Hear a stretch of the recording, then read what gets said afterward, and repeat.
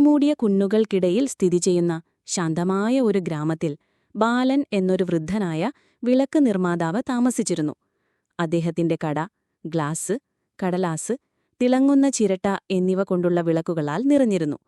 എന്നാൽ കാലം മാറിയിരുന്നു. ആരും അവയൊന്നും വാങ്ങിയിരുന്നില്ല.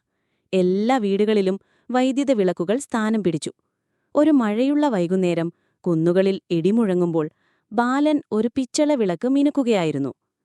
വാതിലിലൊരു മുട്ട് കേട്ടു.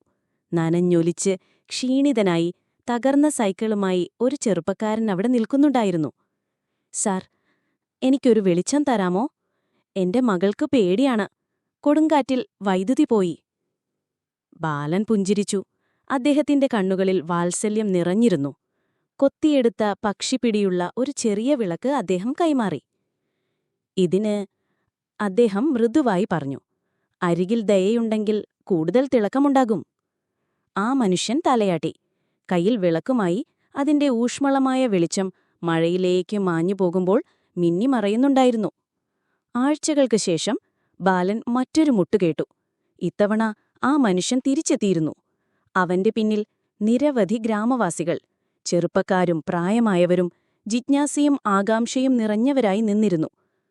"ഞങ്ങൾക്ക് പഠിക്കണം," ആ മനുഷ്യൻ പറഞ്ഞു. "നിങ്ങളുടെ വിളക്ക് ഒരു മുറിക്ക് മാത്രമല്ല വെളിച്ചം നൽകിയത്." അന്നുമുതൽ ബാലന്റെ കട ഒരിക്കൽ കൂടി പ്രകാശിച്ചു. വെളിച്ചത്തിന് രൂപം നൽകുന്ന കൈകളാലും കഥകൾ പങ്കുവയ്ക്കുന്ന ശബ്ദങ്ങളാലും ഒരു തലമുറയിൽ നിന്ന് അടുത്തതിലേക്ക് കൈമാറ്റം ചെയ്യപ്പെട്ട ശാന്തമായ പ്രതീക്ഷയാലും അത് സജീവമായി.